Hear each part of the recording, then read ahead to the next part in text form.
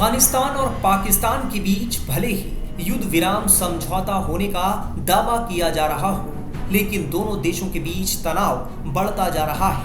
पाकिस्तान और अफगानिस्तान में जारी तनाव के बीच तालिबान के आर्मी चीफ फसीहुद्दीन फितरत ने पाकिस्तान को खुली चेतावनी दे दी है।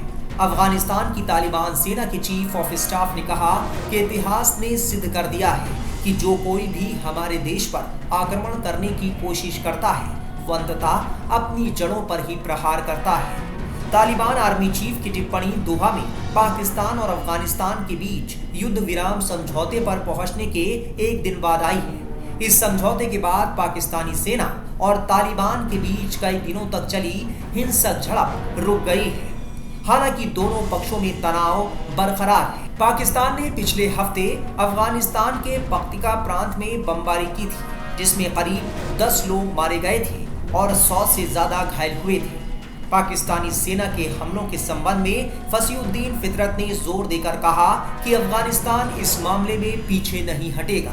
उन्होंने चेतावनी दी कि अफगानिस्तान की धरती पर अतिक्रमण करने वाले किसी भी व्यक्ति को निर्णायक और करारा जवाब मिलेगा। इस बीच तालिबान के रक्षा मंत्री मुल्ला याकूब ने पाकिस्तान को तगड़ा झटका देते हुए कहा है कि वो तहरीके तालिबान पाकिस्तान यानी टीटीपी को आतंकवादी संगठन नहीं मानता है। मुल्ला याकूब ने कहा कि पाकिस्तान अपने विरोधियों के खिलाफ राजनीतिक मकसद के लिए आतंकवाद के ठप्पे का इस्तेमाल करता है। याकूब ने एक इंटरव्यू में कहा कि अफगान सरकार तहरीके तालिबान पाकिस्तान को आतंकवादी समूह नहीं कहती है। इस लेबल का इस्तेमाल पाकिस्तान सरकार अपने राजनीतिक मकसद के लिए करती है और इसका अफगान सरकार से कोई संबंध नहीं है।